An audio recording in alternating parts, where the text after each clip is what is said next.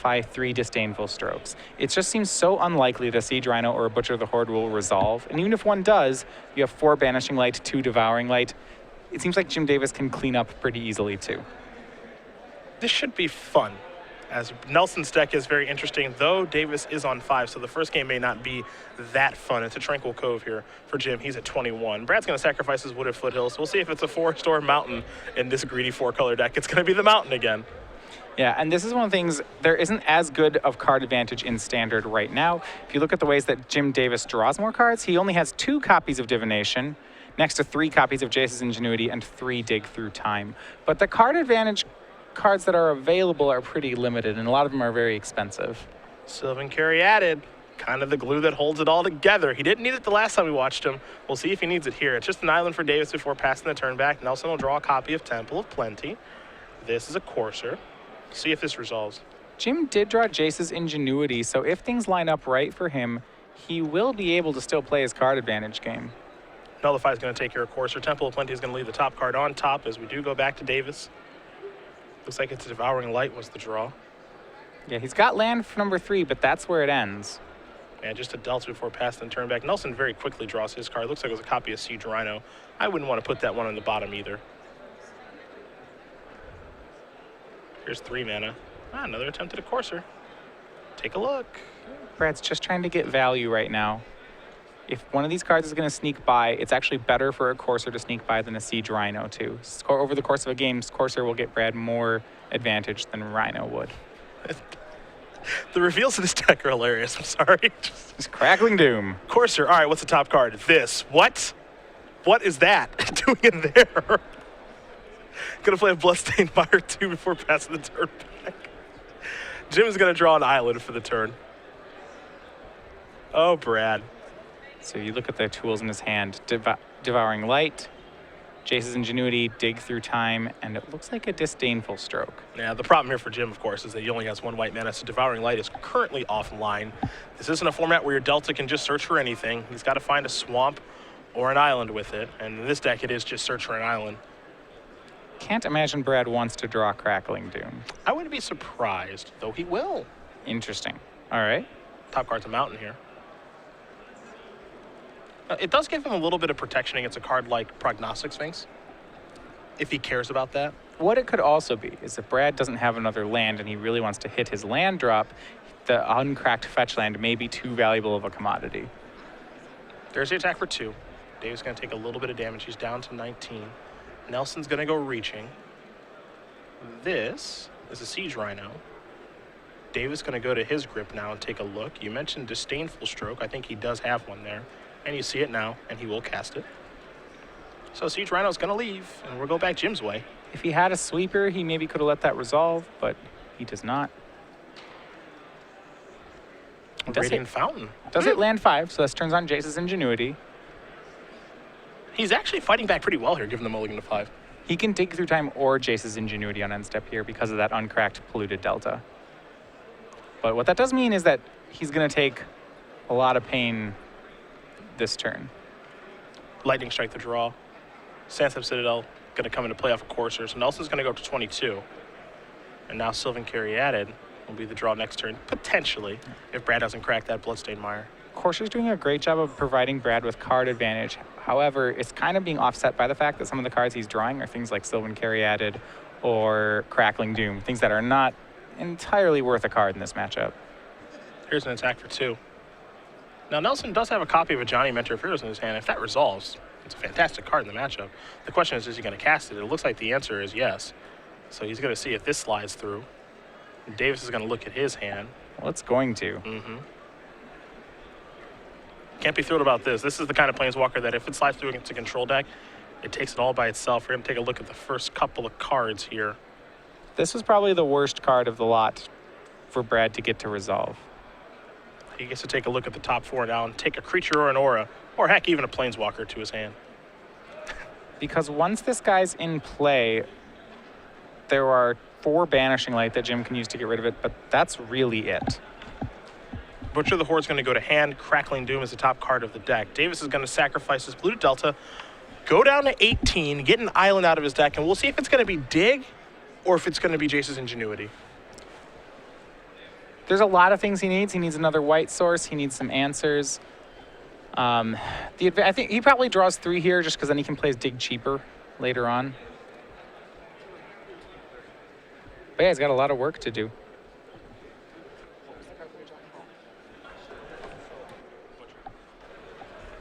He has to deal with currently a planeswalker and a board full of creatures. He also has to take care of the butcher that hasn't been cast.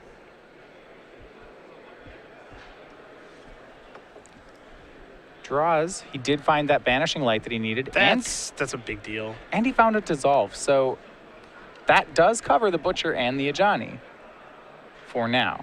And his life total's not too low. This is okay for Jim Davis. And that's the big deal, is that his life total isn't that low. You would feel like he'll only get a 5. This game's taking a few turns. Shouldn't he be around like 10? He's at 18 is so much. He plays a Flooded Strand. There's Banishing Light.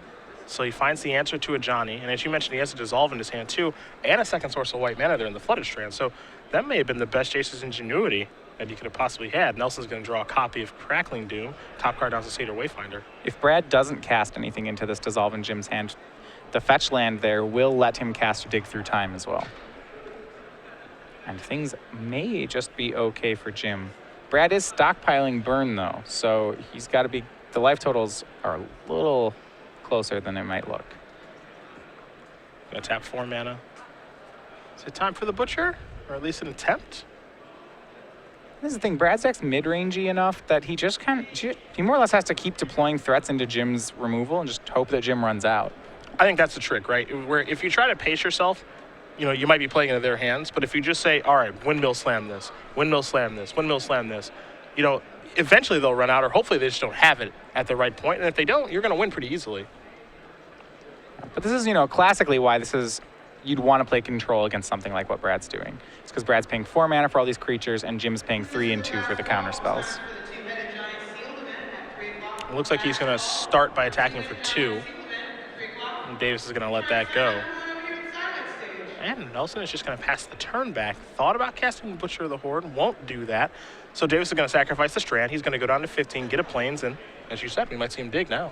Yeah, and I think he will. This is where his whole deck being instant speed, or most of his deck being instant speed, really helps him out. Yeah, this has been a really exciting tournament for me to cover so far, hopefully for you too, because we've seen just a lot of different decks.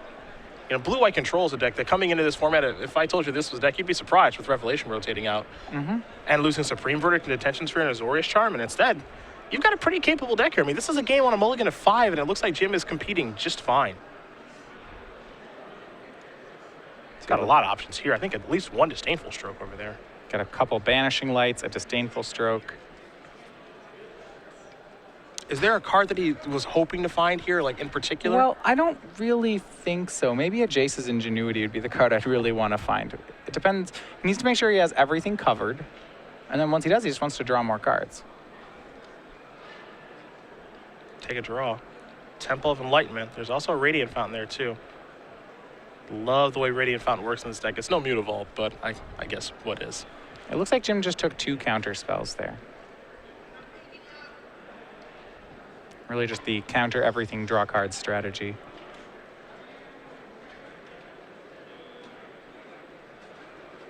Brad still is getting free cards off that Courser.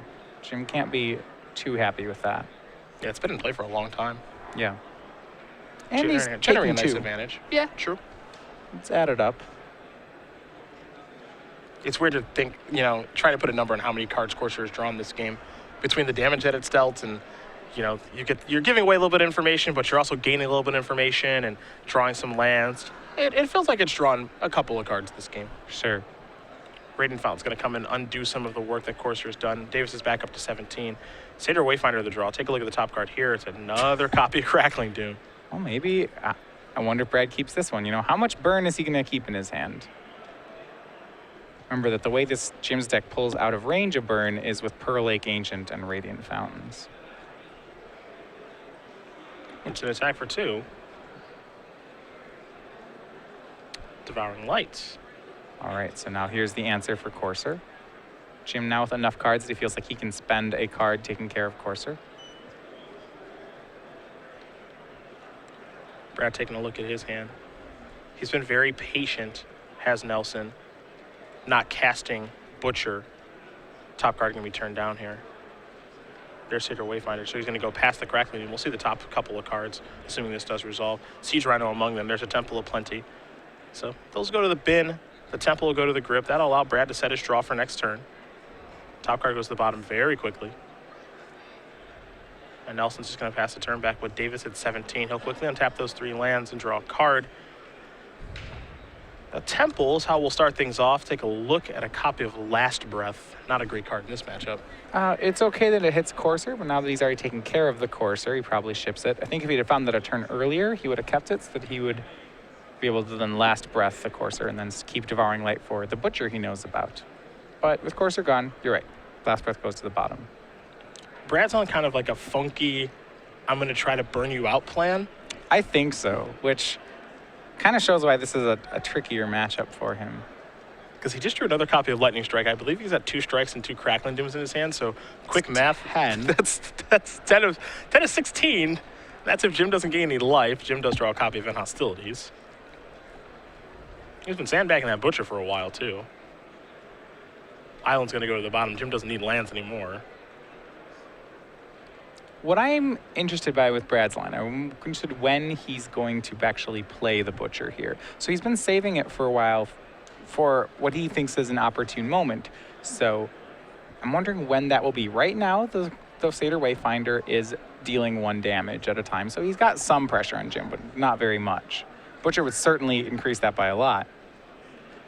We can't forget about, too, the turn where he thought about casting the Butcher and tapped the 3 lands and then carry added. And then he unwinded and he thought a little while and then he just made an attack with Courser and passed the turn back.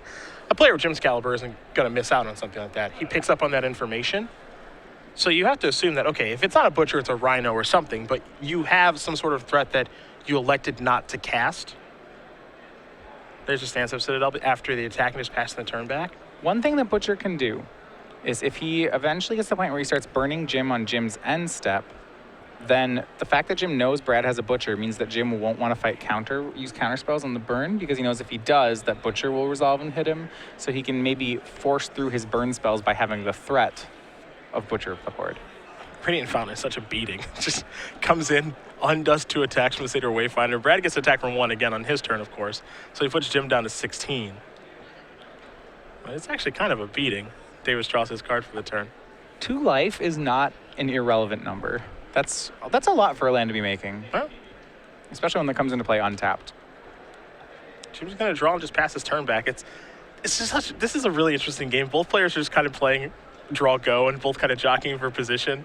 Sansa Citadel is going to come in for Brad. He'll pass the turn back. When is Brad ever going to make his move? Is Jim well, I think Jim's going to make his move now. So he's found the 1-of finisher. This is the Pearl Lake Ancient. And this is going to be a thorn in Brad's game plan because of Jim's ability to repeatedly gain life with this guy. Though, to be fair, this might be part of the reason that Brad actually kept the Crackling Dooms. He wants to try to win the game in a post-Pearl Lake Ancient situation. Yeah, I mean, Pearl Lake Ancient does counter. I mean, it takes care of this. So, to me, it is a convenient way of taking care of this card. Now, we have this little game of I'll play this, all right, I'll bounce it back and forth and all that stuff. You see an attack here for 1.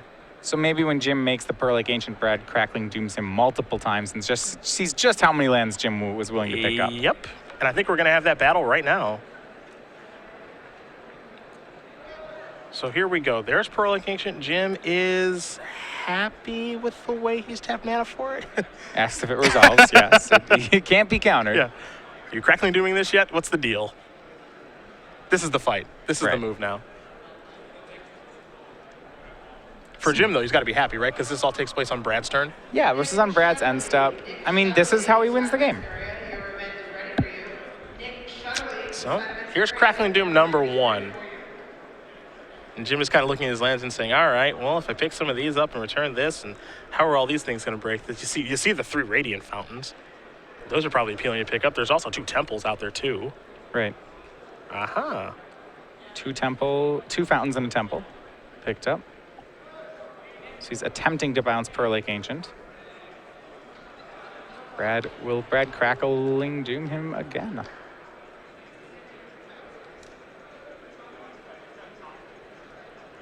And the answer is yes. This is why he presumably kept the Crackling Dooms. Does Jim want to pick up? This is interesting to me. Does he want to pick up 3 more lands, or does he want? Is he willing to use a dissolve? I can't see myself personally dissolving a Crackling Doom in this matchup. Now, like if I'm in Jim's seat, I know I don't know the chances are I don't know the exact composition of Brad's deck, because what Brad's doing is new. Mm-hmm. But is this the best I can do with my dissolve? Really? It could be worse. I really don't want to go down to 4 lands in play. I don't want If to I'm either. Jim. I mean, I might be okay with just letting this thing die. I have Elspeth in my deck. He might kill all of those. I think there's a concern that if he lets this guy die, Winning is pretty hard. yeah. And bouncing 3 more lands means he's going to have to discard a lot of lands. There's a really big price to bouncing it again. Yeah, that's why I don't want to bounce the lands. The discard aspect is like too big. Also, I mean, part of the appeal of playing control deck and why it generates an advantage is because you have this huge swath of lands in play. You can do multiple things in one turn. Right. There is that tension with Pearl Lake Ancient, that control decks are the ones that want to play Pearl Lake Ancient, and they're the ones that really don't want to be bouncing their lands. Yeah, Jim is giving this a lot of thought. You can tell he values his Pearl Lake Ancient very, very highly. Wow. He's moving it back again. And I don't know if he floated mana. I don't know either. I'm genuinely surprised by this. All right, it's back. He will have to do some discarding. Oh, yeah, well, he We just know put that. 7 more cards in his hand. So, And Hostility is the draw. There's a fountain. It's going back up. He's already ready to discard one of those. See, that's so telling about what he values in the matchup. yeah. If he's willing to go through that, pick up 6 lands, and he's going to discard a bunch of cards here, that is really telling. Well, one thing that's different about this Blue-White Control from last season's Blue-White Control is that this deck doesn't use all of its lands as well as Revelation did. I mean, of course, it's a control deck. It would love to have a lot of lands in play, don't get me wrong.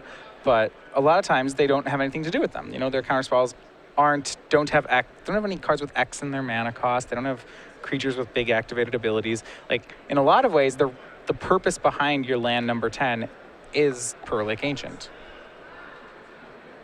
Well, Jim is discarded, so he's happy. You saw him speed up that turn. Discard, sculpt my hand, pass the turn back. Carded 3 lands and an end hostilities. There's an attack for 1. 22 to 11. Nomad Outpost past the turn back. Still no Butcher by Brad. Super patient. Yeah, I don't know what's waiting on. As Jim rebuilds here, I think things will just get worse for Brad. Last Breath is going to stay on top of the deck. That's an answer to the Wayfinder. Brad going to draw a card. I think what Brad is waiting for here is he wants to play 2 spells in one turn, right? He wants to go like Butcher, counter it, Siege Rhino. Do you have another counter spell? Though, if you can see Brad's hand, he does have 3 copies of Lightning Strike. I mean, that's what he's waiting for here, right? Jim is at 10, and Brad has 3 Lightning Strikes. Jim's going to draw the Last Breath, play the Fountain, go up to 12. That does take care of the Lightning Strike plan for now. Brad does play a 4th Lightning Strike, though, right? Yep. Well, 4 of those 4 Crackling Dooms. yeah, remember those 2 Dooms did deal 4 to Jim. Well, now he's making his move, finally. I like it that he's making his move now, too, when Jim has 7 mana, because this will be a Pearl Lake turn if he doesn't. Right. So now Brad's kind of forcing his hand, saying, okay, are you going to counter this? Probably. But that means that you don't get to cast Pearl Lake Ancient on this board. This is really as long as Brad could have waited. There's Nullify. So there that goes. See, Jim trying to use the most specific counter spells first. There's a Chain of the Rocks in Brad's hand. That has shown up at the wrong time. Hiya. In for 1. Yeah, Jim down to 11. Remember, this is closer than it might look.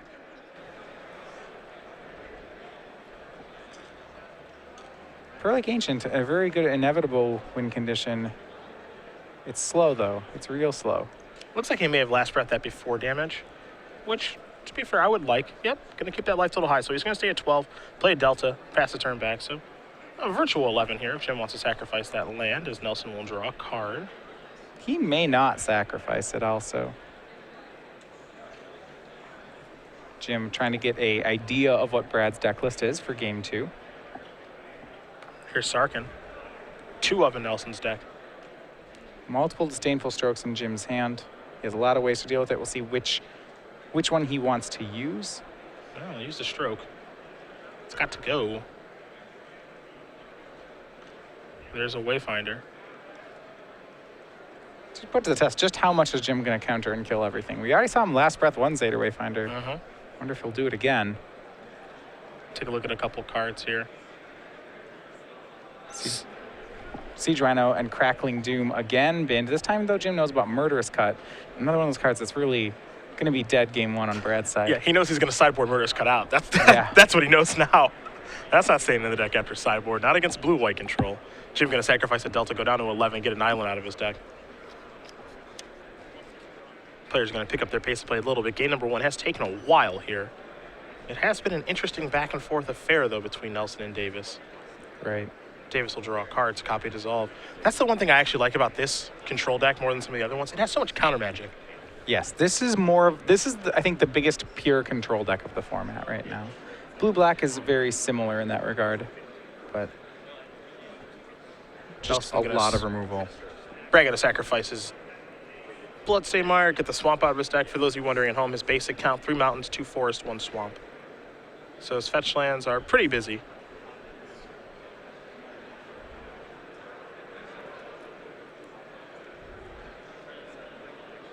Interesting. Really interesting game. Yeah. Well, what I've been interested in is how Brad played Butcher of the Horde there. It feels like this is getting away from Brad. I mean, it certainly is on the board. However, Brad does have a lot of burn. He doesn't have to sneak too much damage by. Courser of Krufix, the draw. I do wonder if we see the attack of Jim. Yeah, I was curious if Jim may say, okay, Prolic Ink should come in down and eat this thing. But no, rather leave the shield's up.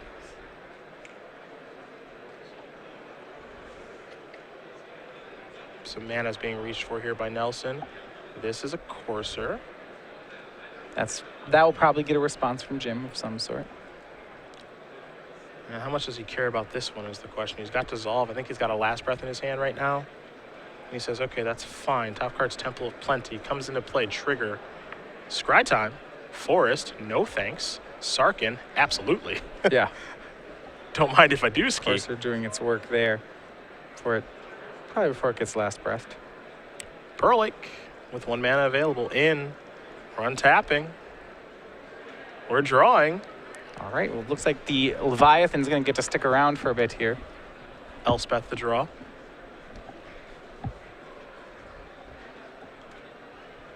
Prolication is the game ender for this deck. Yes, Elspeth can get the job done, but it's a little bit different altogether here.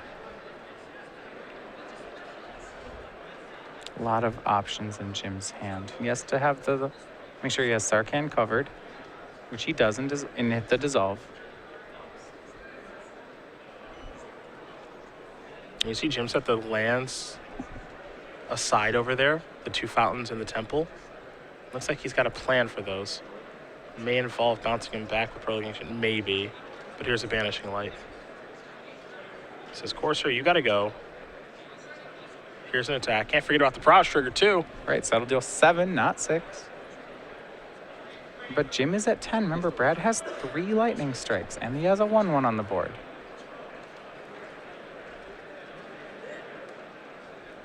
Brad might be considering chump blocking, or he could just be feigning interest.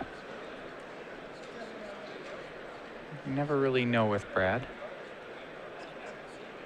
I mean, there's a lot of gamesmanship going on in this match, and in yeah. this game right now, for sure. Wow, Jim is okay. It's the right play here, too. He's aggressively gaining life. It's how he loses. Perlic Ancient is really just an inevitable win con. You don't try to win quickly with it at all. Pick up the Radiant Fountain, go back to 12. Play Radiant Fountain. Yep. All right. Exactly 7 cards in hand. And have 6 mana available. Yeah, I'll go back down to 11.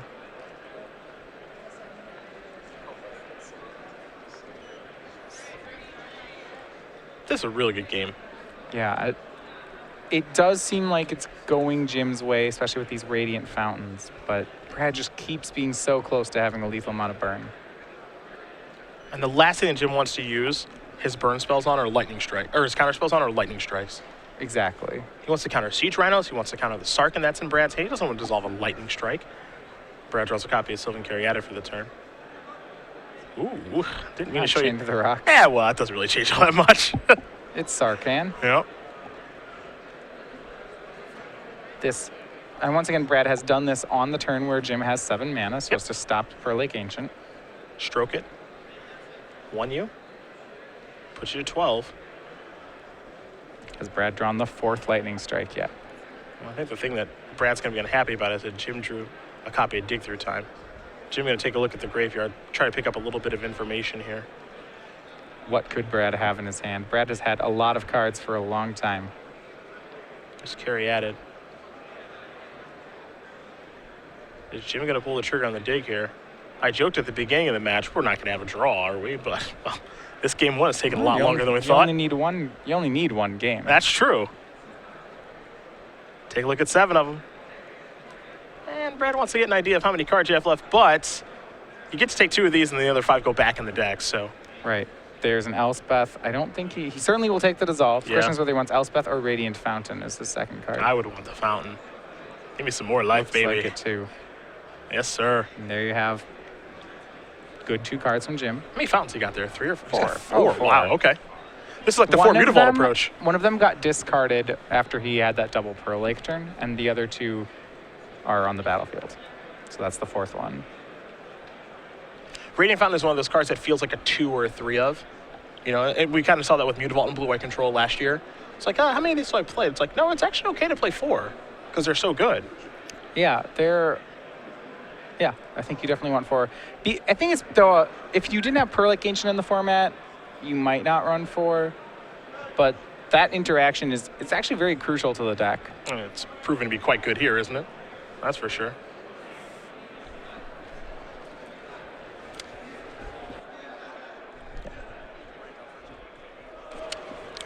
Well, here is the Pearl Lake Ancient. That's going to come down now, and I might be trying to eat this. Oh, Brad, Murder's Cut in most instances not very good in this matchup, but I don't know if it's a timely top deck, but it's a top deck nonetheless. Murder's Cut's going to go after the Pearl Lake Ancient, and now Jim has a decision to make yet again, and it looks like he's going to make the same decision, which is, let's pick up some lands here. Let's work our way towards these temples and these Radiant Fountains and put my Ancient back in my hand. The fact that he can protect this way makes it really tough for Brad to beat, but he says, all right, I'll pick it up. I don't get to block, but I quickly untap. Draw a copy of Divination. Don't need one of those. And there's a Radiant Fountain. He's going back up to 13. We're doing this dance between 13 and 11 again and again and again. All right, so once again, looking at cards to keep here in Jim's hand, he's been able to stay just at enough life to not be dead here for a while. And now we go to Brad's turn, and Jim's back down to 12. Brad's still not with the 4th Lightning Strike. We'll go back to Jim, who's now at 14. Once again, replays a Radiant Fountain. You see he has the 3rd one in his hand. He'll pass back the turn. Brad will fetch. Brad has since added Butcher of the Horde to his hand, full of burn. A threat which we might see him make, though he's can't imagine it will stick too much, but with Jim on 7 cards, this is at the point where Brad has been casting spells to keep Jim off Pearl Lake Ancient. So will he go for Butcher? He will, where Jim's on 7. Jim has 3 dissolves in hand. Pearl Lake will get one of the dissolves. Or Butcher, rather, will get dissolved. You can't let that resolve. He's looking at another dissolve now, too, and right, for 1. So he's got the whole set of dissolves coming up here. It's just been like this game has just been kind of like this jockeying for position of when am I supposed to deploy my threats and what do you have and how highly do you value Pearl Lake Ancient. And, you know, the entire time, the second Crackling Doom that turned many turns ago, I think I would have let Pearl Lake Ancient go. And now that we're watching how the game plays out, I think I would have just been very wrong. You can't let the Pearl Lake go, apparently. Yeah, apparently not. Right. Ooh, now, okay. That's the 4th Lightning Strike. Okay. Is there some way that Brad can finagle this? All right, well, he's got Jim at 12. Yep. So if Jim goes for end step Pearl Lake Ancient, Brad is going to kill him. Okay. Oh my God. Oh And there he goes. my God. And Brad steals game 1 out from under Jim's nose. Brad Nelson is going to win game number 1 here over Jim Davis. It is the 4th lightning strike that gets the job done.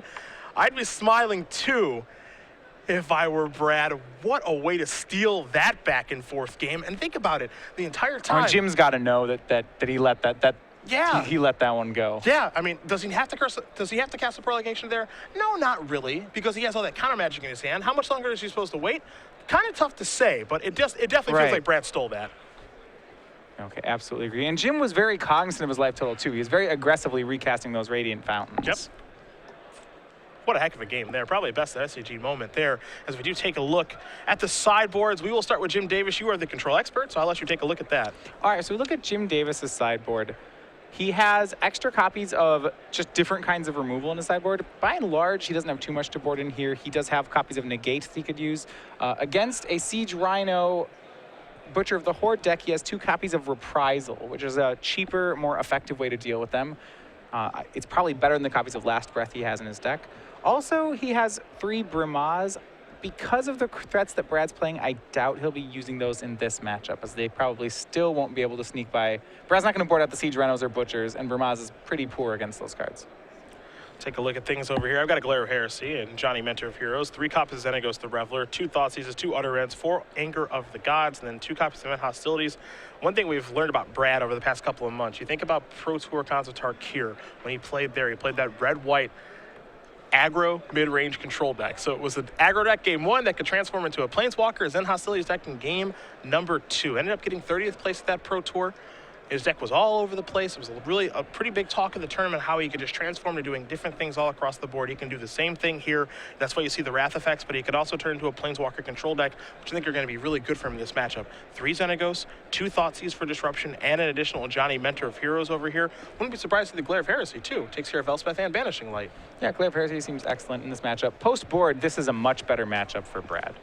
Yeah, I think winning game 1 is such a big deal for him, and he was able to steal it with that 4th lightning strike. Yeah, well, not to mention you're starting game 2 with 17 minutes remaining in the round. That's gonna be really hard for Jim Davis. If Jim expects a Planeswalker heavy sideboard, he also can board in his 1 copy of Fated Retribution. But this matchup's just gonna be that much harder. Brad has almost an entire sideboard to bring in here.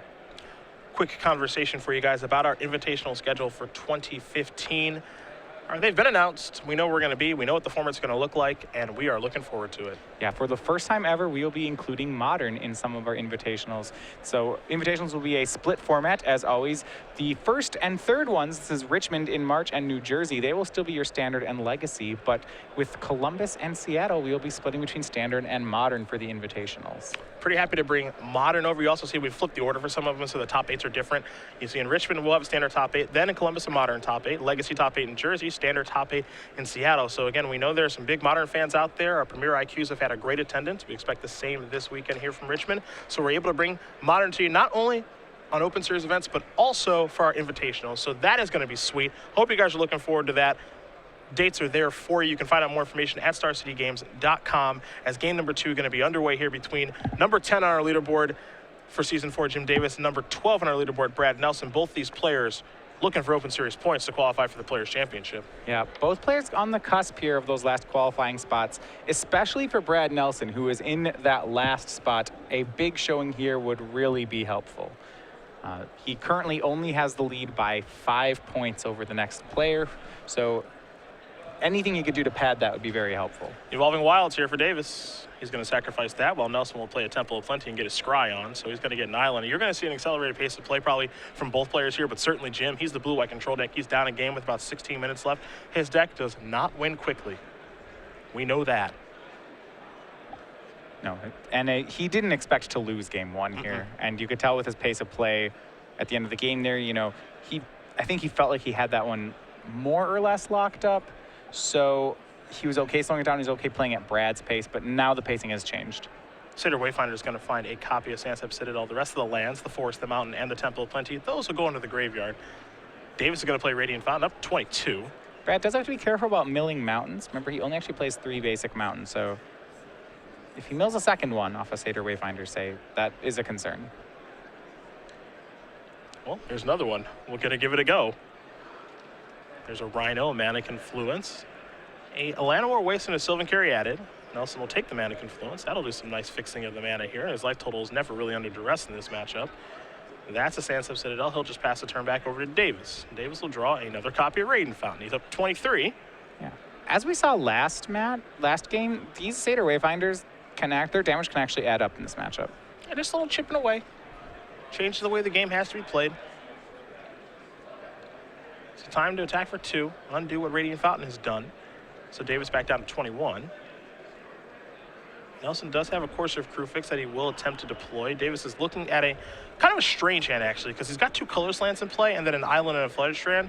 In a perfect world, he'd be able to sack that and go get a Hallowed Fountain, but we don't live in that world anymore, so he actually has to go get a basic island. Mm-hmm. Looks like it's going to be a Dissolve. Yeah. Doesn't want to get too far behind on the board. He wants to not set up a spot where he has to end hostilities.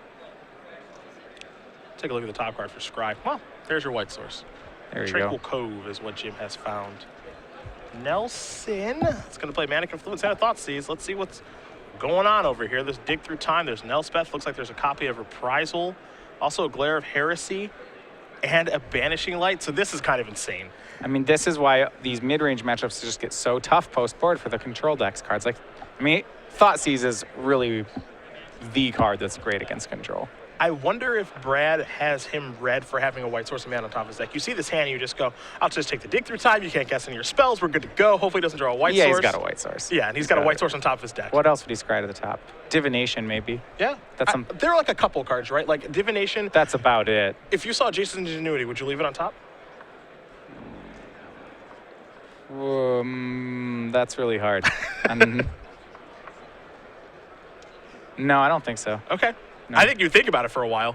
Yeah, no, it's really close because you already have card draw and Dig Through Time. So I think, yeah, that's a great one if you hit your land, but I think the premium is too high. I think, no, it'd be land. If it's white mana or bust. Divination's fine because it's redraw.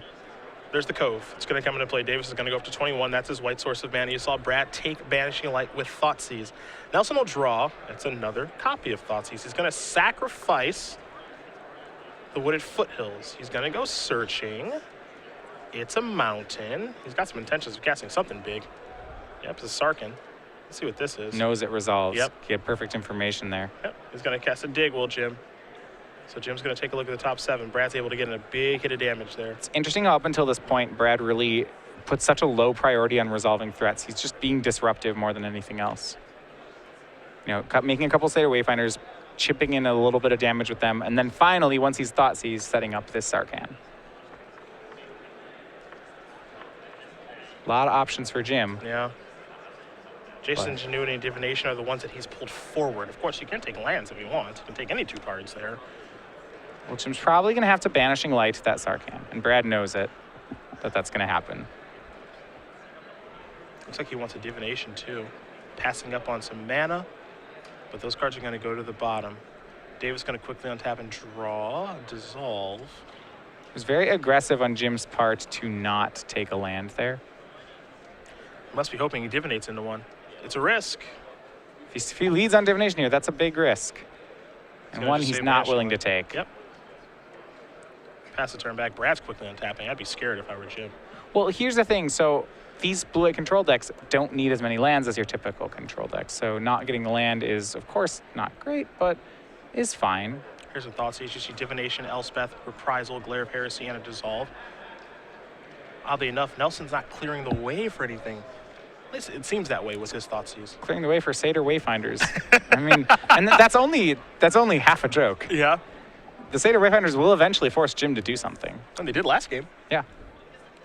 Well, that and 4 lightning strikes. We know Brad has a copy of Crackling Doom in his hand. And he says, get your counter spell out of here. So, bye-bye Dissolve. Brad's going to play a Sandstorm Citadel and pass the turn back. Jim will be divinating, I think, in a moment here. Yeah. Yep. Couple of lands drawn. Flooded Strand and a Tranquil Cove. Temple of Enlightenment's going to come down. Take a look at the top card. Flooded Strand's going to go to the bottom. He's got his land set up. He has to think. So Brad has cleared the way with Dissolve. What is he clearing the way for? Right now, it looks like not much. Didn't get a great look at the draw. May have been a Sarkhan, but one card that Brad actually does have in his hand is an Elspeth, and that's another Planeswalker. It is a Xenagos is what he's drawn. So how do we lead out here? Well, what Brad knows about, he knows about Reprisal and Glare of Heresy. None of those take care of Xenagos. The only card that Jim could have here that takes care of one of them would be Disdainful Stroke. Looks like Brad's just going to continue to make more 1/1s, and I like this because it starts to overload some of Jim's mana. Yeah, this is going to get Glare of Heresy. Brad knows that. But that's okay. But that's okay. And then there's 5 power on the board. So there are 3 soldiers. You mentioned 5 power on the board. Yes, sir. Davis will draw. Looked like it was a copy of Nullify. Yeah, he drew a Nullify, but he's going to have to Glare the Elspeth, but then what is he going to do about the 1/1s? Well. Wow, he may just have to, yeah. Yeah, this is interesting. Make his own I think Elspeth. he has to make his own Elspeth. Yeah, he's going to do that. He's going to play a Tranquil Cove and then pass the turn back, and now we're going to have like this soldier battle.